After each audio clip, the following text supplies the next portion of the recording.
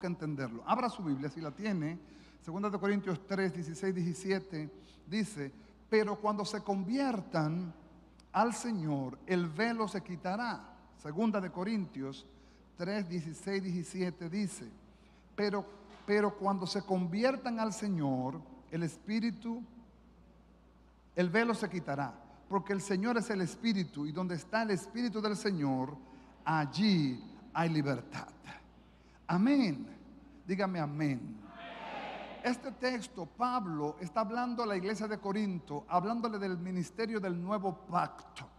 De eso hemos hablado. Si usted no ha visto la serie, véala. Son de 30 minutos, 35 minutos. Usted puede ver el mensaje. Generalmente son 25, 30, 35 y puede conectar uno con otro. Y Pablo le está hablando a un pueblo que supuestamente ya debió haber conocido al Señor. El pueblo judío, se supone, el pueblo que recibió la ley, recibió los mandamientos. Dios quiso desde los judíos alcanzar el mundo, pero los judíos no hicieron su trabajo y Dios tuvo que ponerlo en hold y tuvo que irse a los gentiles porque no hicieron lo que tenían que hacer. Entonces, viene el punto.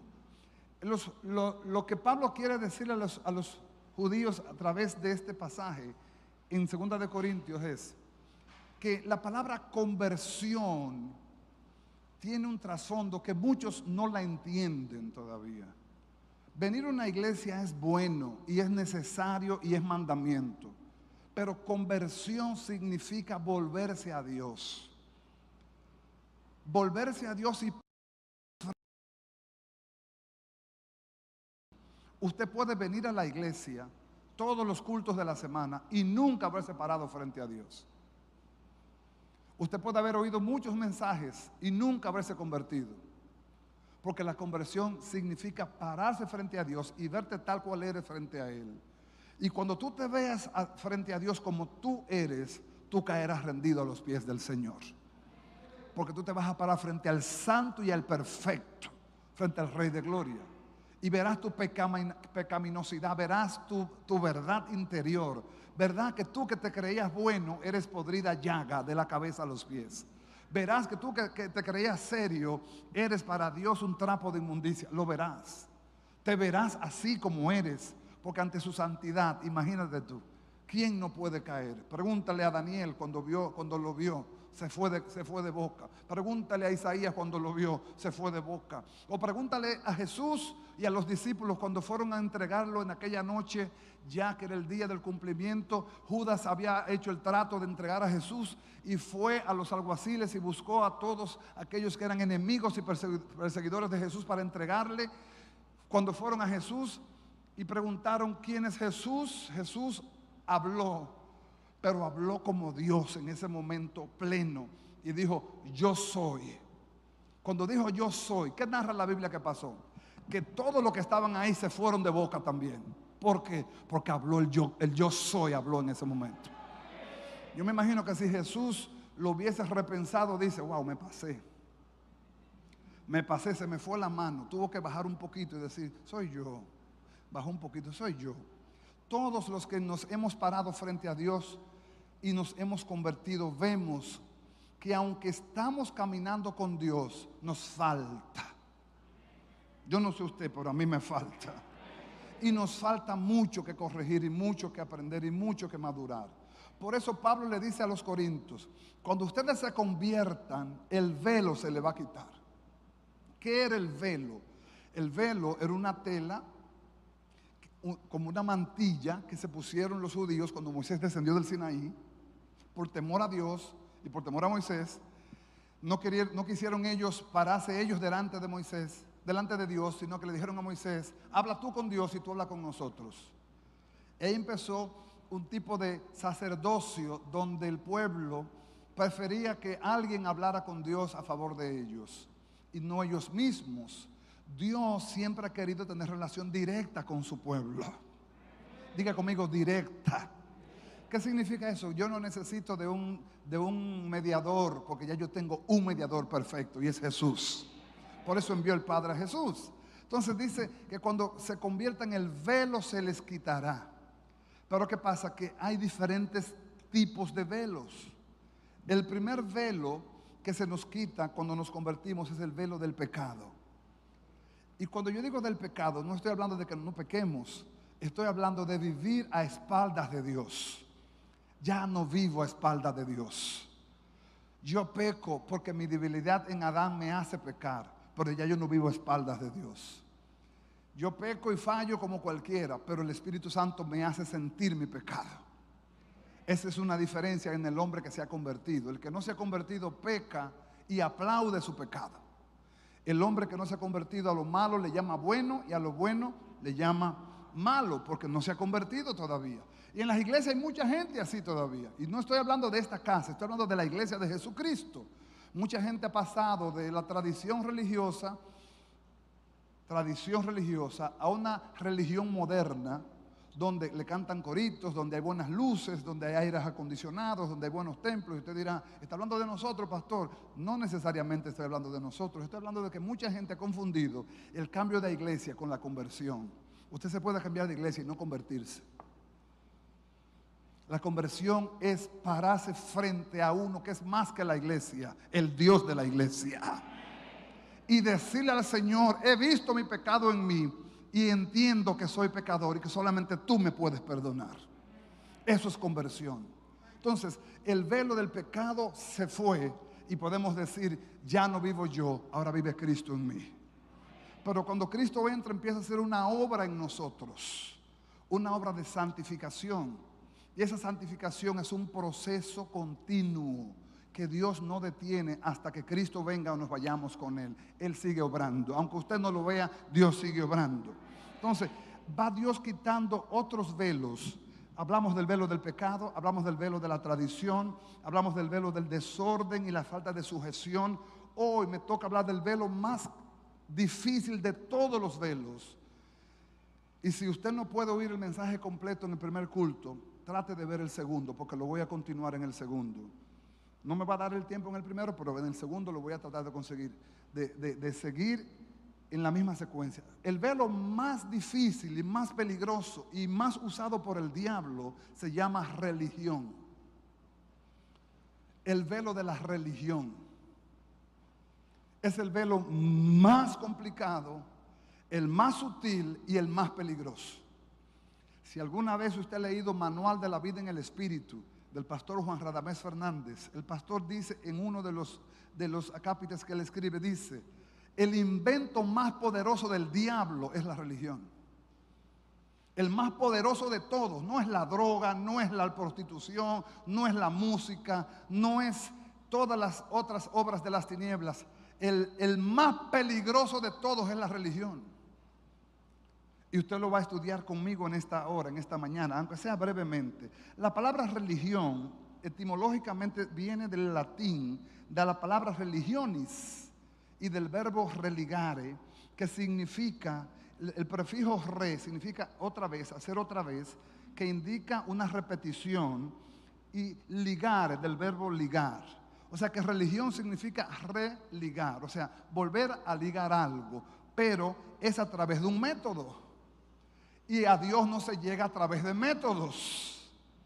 A Dios no se llega a través de tradiciones.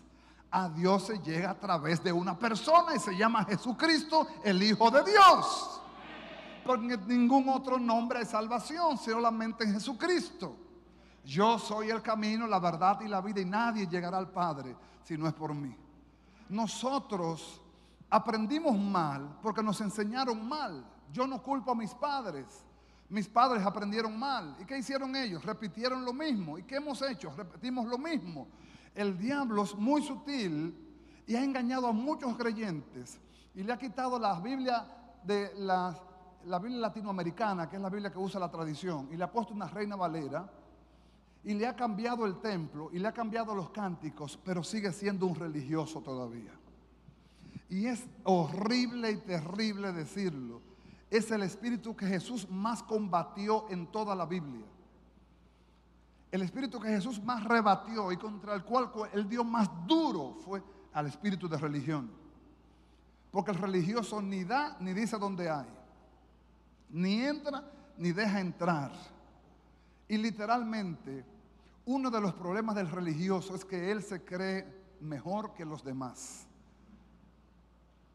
Y ahí usted empieza a ver el espíritu y el comportamiento. Yo lo voy a escribir un día y lo voy a traer como predicación. El perfil de un religioso. ¿Cómo yo saber si yo soy o no soy un religioso? Miren, amados, a nosotros nos falta tanto que aprender y que madurar en cuanto a este espíritu. La primera vez que yo vi un predicador, amigo, un hombre de revelación profunda del Espíritu Santo, predicando en chancleta, yo me quería morir. Yo estaba ahí abajo y él estaba predicando en chancleta, en calizo, como decimos nosotros. Y yo le digo al pastor Radamés, que es mi pastor y padre, y me dice, negro, tú no has visto nada, deja que tú veas a fulano predicando. Digo yo, ¿cómo va a ser? Me dice, sí, sí. Dice, ¿tú sabes cómo predica él? En pantalones cortos. Él se pone una bermuda, un suétercito y va a predicar, y llega a predicar. Y digo yo, ¿y no lo van acribillado? Dice, muchísimas veces lo han matado ya. Pero él hace tiempo que venció la estructura religiosa del formalismo estructurado que nosotros traemos de la tradición. Y lo hemos aprendido de la tradición. Y lo traemos aquí. Y usted le busca sustento bíblico y no lo va a encontrar. Pero lo traemos porque es por religión. Estoy hablándole en español a alguien. Entonces, vamos a ver un poquito bíblicamente dónde encontramos el espíritu religioso en la Biblia. Vamos a ver por todos lados. Abra su Biblia en el libro de Lucas, capítulo 18, 9 al 14. Lucas 18, del 9 al 14. Yo le pido al Señor que me ayude, porque yo necesito exponer esta palabra. Y no porque yo lo necesite, sino porque el Señor mismo me ha puesto esta urgencia. Lucas 18, del 9 al 14. Abra su Biblia. Lucas capítulo 18, del versículo 9 al versículo 14. Dice, a unos que confiaban en sí mismos como justos. ¿A quién le está Jesús hablando? Miren, cuando ustedes leen la Biblia, primero lean a quién Dios le está hablando aquí. ¿A quién le estaba refiriendo Jesús esta palabra? Dice, a algunos que se confiaban a sí mismos como justos. En otras palabras, ellos se creían buenos. El primer punto de un religioso es ese, que siempre se cree que él no tiene falta y que él es bueno. Amados, ¿sabe usted que un religioso vino a Jesús y le quiso vender también el dardo religioso, y Jesús se lo batió con toda la fuerza, habida y por haber? Le puso un cambio de velocidad y le dijo al Señor Jesús, maestro bueno, ¿qué he yo de hacer para heredar la vida eterna? Y Jesús le hizo así, ¿por qué tú me llamas bueno? Si bueno solamente es Dios. Y me pregunto yo, ¿era Jesús bueno? Sí, pero no se atribuía a sí mismo la bondad. Jesús no buscaba su propia gloria, ni aún le interesaba la gloria de los hombres. Dijo claro, gloria de hombre no recibo. Yo ando buscando una sola cosa, y es que mi Padre me apruebe y diga que yo he cumplido con su propósito. No ando buscando el aplauso ni ser famoso. Ando buscando que el Padre se glorifique y reciba la ofrenda de mi vida como ofrenda agradable. Por eso es el único que usted ha leído y oirá y leerá que el Padre dijo, este es mi Hijo amado en quien yo tengo contentamiento. ¿Quién ha podido satisfacer mi corazón? Jesús. Pero aquí Jesús le está hablando a aquellos que se creían buenos, a gente que se cree que son buenos. Sobre todo cuando se mueren, la familia dice, él era muy buena gente, eso era lo más bueno que había. Todo el que se muere es bueno. Yo no entiendo, pero yo no sé qué pasa ahí. Y dice el versículo 10, 2 hombres subieron al templo ¿a qué?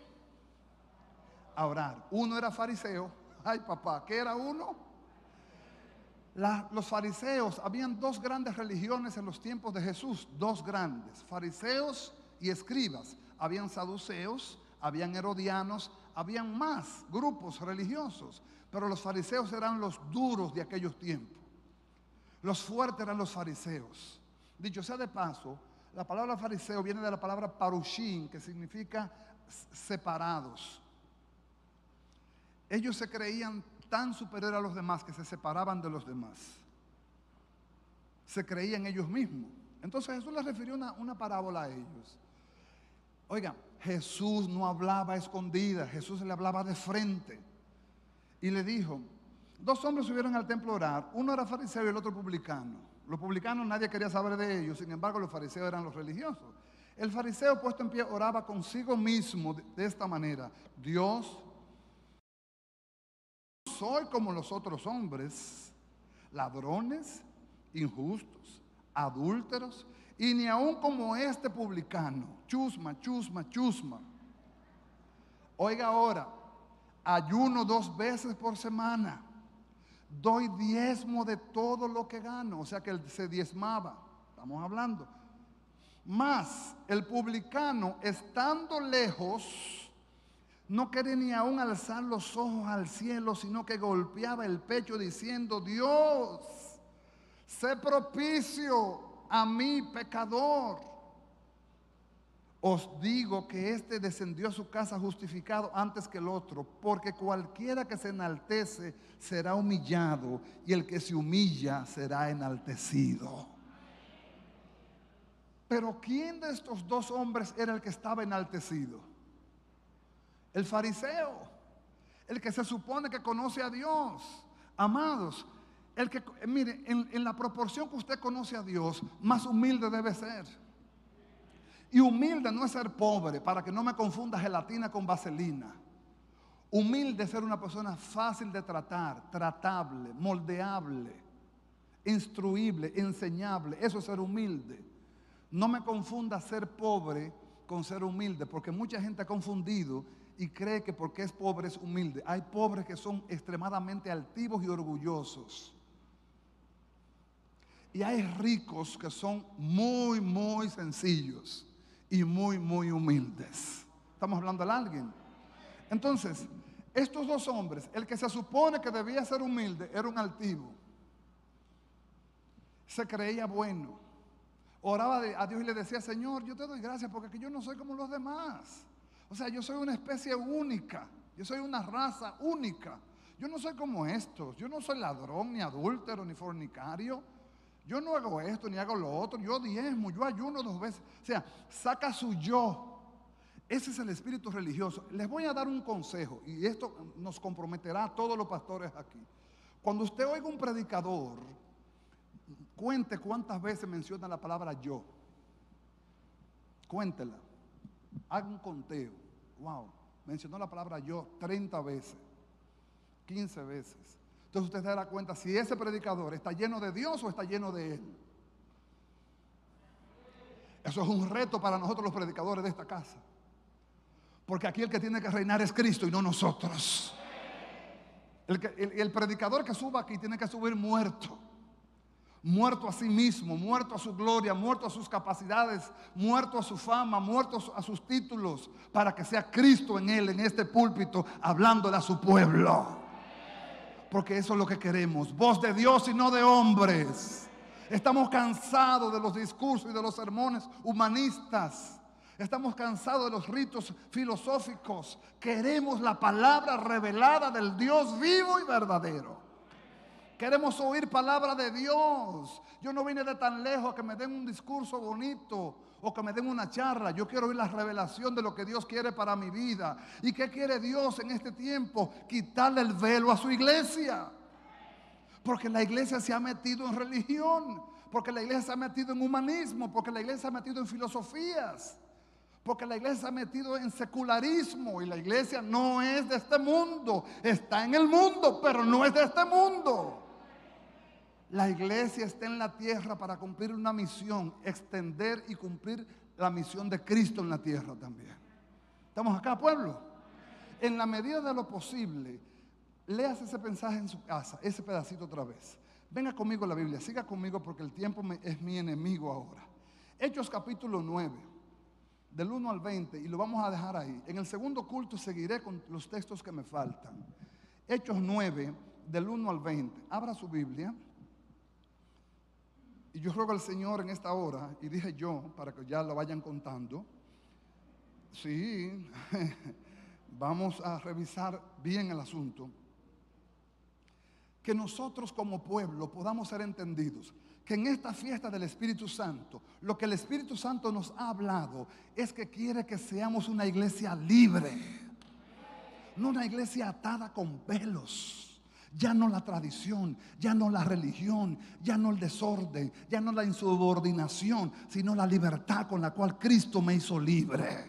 Eso es lo que el Espíritu Santo quiere. Por eso el texto, porque el Señor es el Espíritu, donde está el Espíritu del Señor, allí hay libertad. Cristo me liberó del pecado, pero ahora me está liberando de la religiosidad, porque yo era religioso. Vamos a leer la historia de un hombre ahora. Venga conmigo, llegó a Hechos 9. Dice Saulo. ¿Conoce usted ese personaje? ¿Lo ha oído mencionar? Saulo. Ese Saulito era Pablo. Pablo. Dice Saulo respirando aún amenazas y muerte.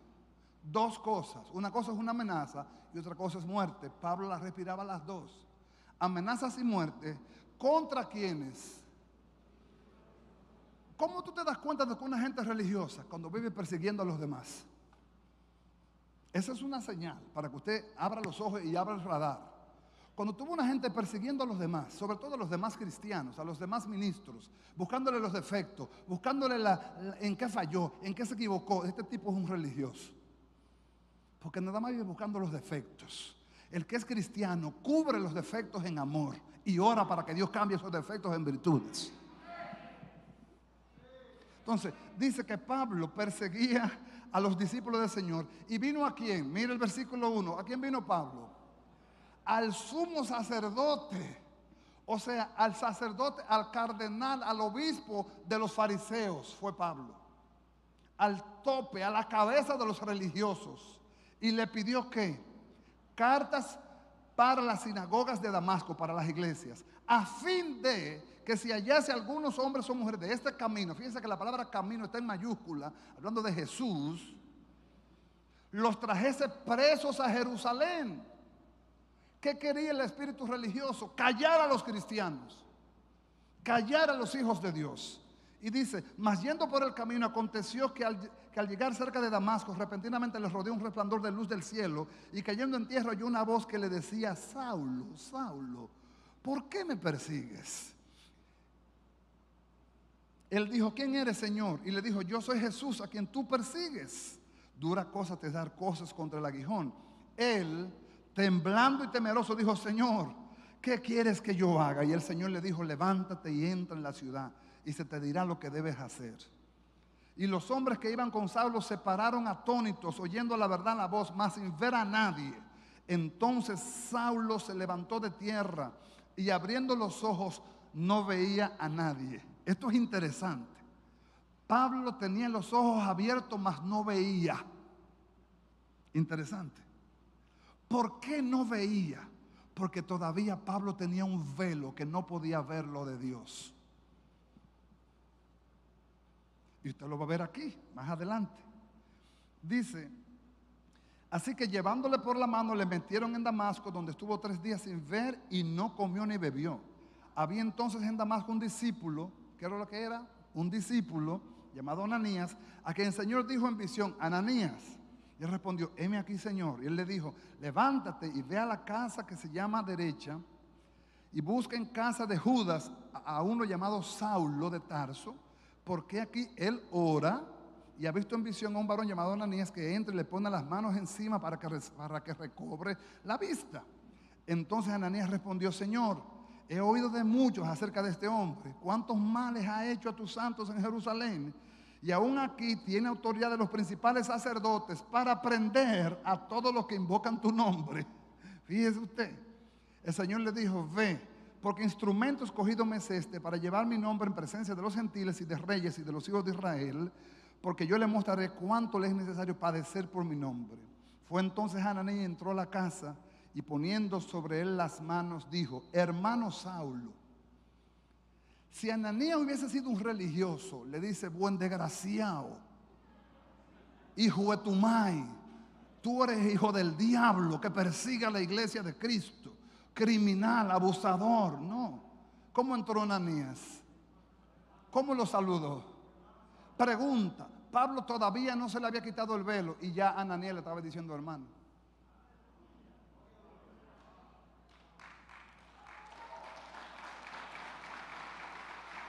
¿Por qué? Porque Ananías no era religioso.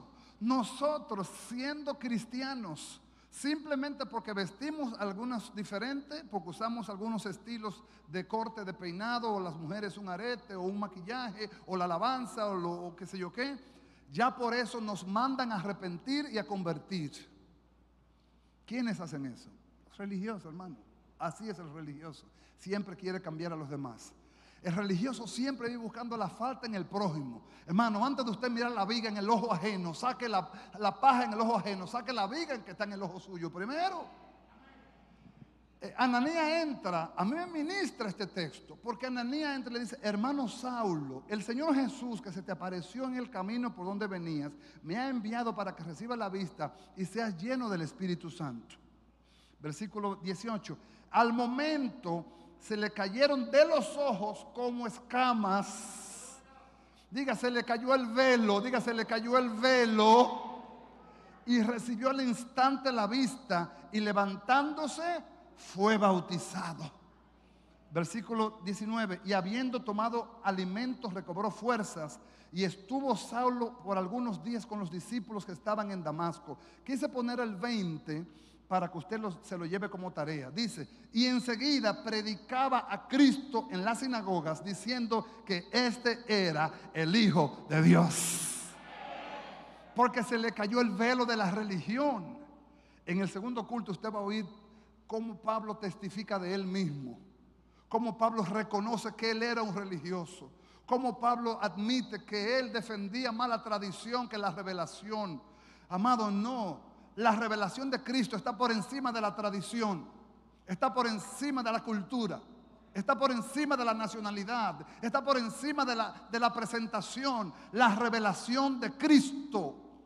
Porque si Juan el Bautista entrara hoy a una iglesia, lo sacaran. ¿Por qué lo sacaran? Porque parecería un loco dentro de la iglesia. Porque no usaba vestido fino, su vestido era de piel de camello, porque no se peinaba, porque lo que comía era de grillo silvestre, y lo que bebía era miel. Si Juan el Bautista entrara a una iglesia hoy, lo sacaran. ¿Por qué? Porque los religiosos no admiten que alguien sea diferente. Y Juan fue diferente. Y tan diferente fue que fue llamado por Jesús: de los nacidos de mujer no nacerá otro más grande que este.